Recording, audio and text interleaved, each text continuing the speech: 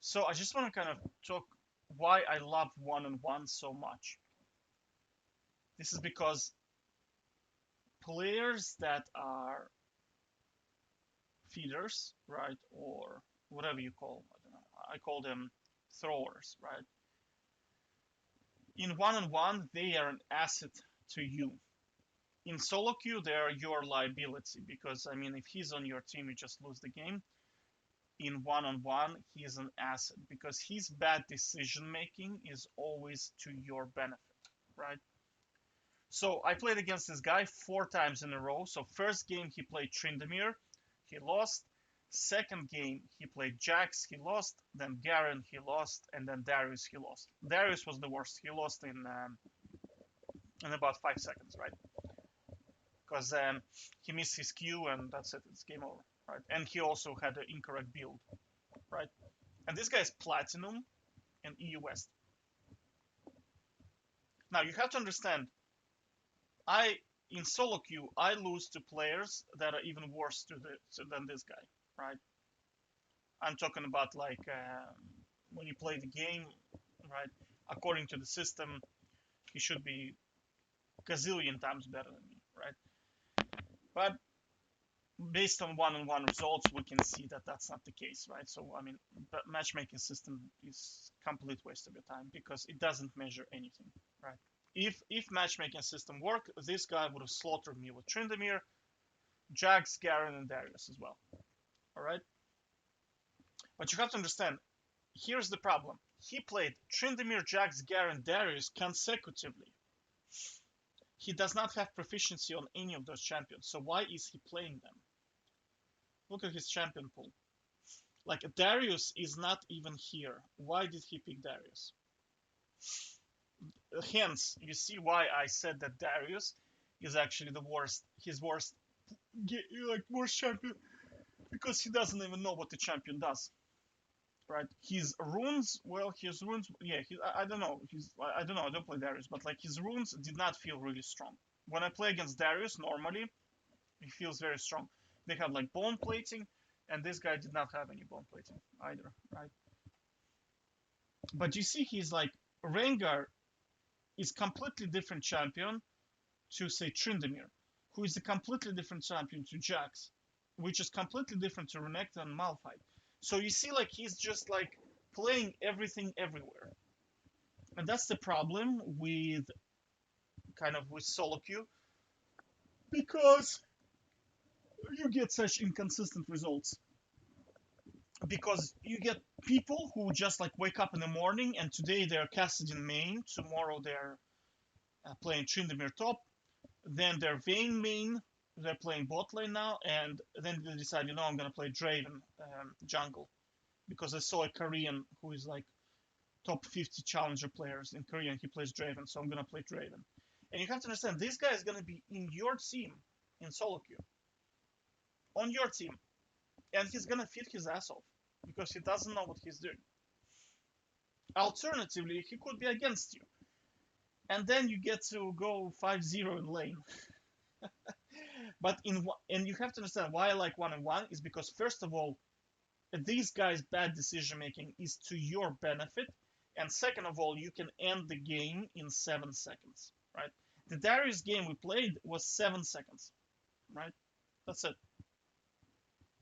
You're not like stuck in there for 30 minutes watching series, waiting for the game to end.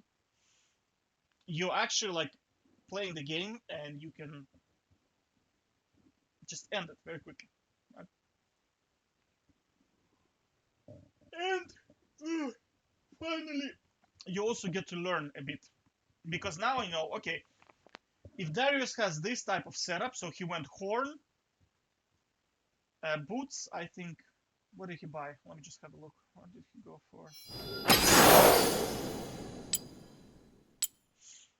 I think it was his last game with me, right? It wasn't here. Yeah. So he went Armor, Horn, and Rejuvenation Beat, right? And he was doing 0 damage. Absolutely no damage whatsoever. Oh, I can't see his runes. Right, so what happened, right? What happened? He missed his Q, right? And Q is like Big deal for Darius, right? Then he got slowed by my W, and I literally just all in him, and that's it. And he just died. And he attacked me in my own minion wave, right? Because normally Darius can beat Tryndamere, but with his runes and with this setup, he just died. And another factor which was big deal is he had no boots, and if you don't have boots against Tryndamere as Darius, it's auto loss for you. Why? Because you will not be able to hit your Q. Like the outer layer of Q that does healing and does a lot of damage, Tryndamere will just be consistently in your face and you cannot land your Q, right? So you have to have like boots against it, right?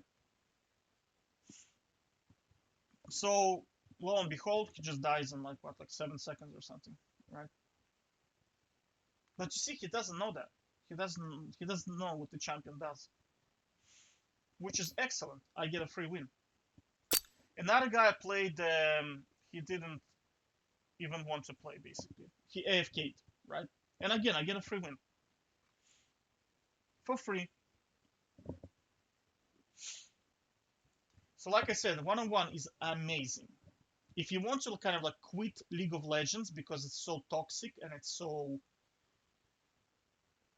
how to say, it's kind of like a casino. You see, like people get stuck in casino. They're not playing because they want to win some money. They just want to win the money that they already lost. They want to kind of get the money back that they already lost. So when you play League of Legends, you're not really playing to climb rank up.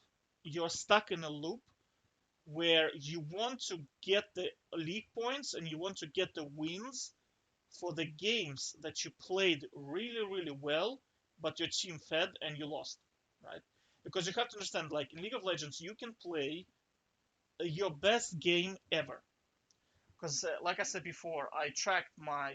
I was like, I used to do this replay watching a lot. Like I used to do a lot of replay, and I have to say, replay watching really improves your gameplay. Really, really does. It works like magic, right? In one-on-one, it's even better, right? Because I used to have like problems with certain matchups, and by watching replays and studying the champion, I was able to beat them consistently now. Like for example, Volibear. I used to have problems with Volibear, but I no longer do. So where is my play one? I think it's like play one. Yeah, play one. This one here. Look. You see, I used to like watch every single game. What is the game length, and then how many mistakes have I made, and then you subdivide. You can see kind of are you playing better or worse, right? Over time, my mistakes per minute are declining, and I'm talking about mistakes. I'm very harsh on myself. So, did I miss a CS? Did I take incorrect path? Did I forget to take golems?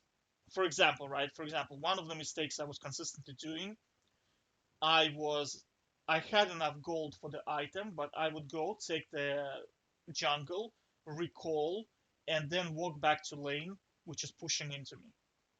Right? This is a mistake because I should recall, buy the item, go take the jungle, and walk up and meet the lane as it's crashing into my turret.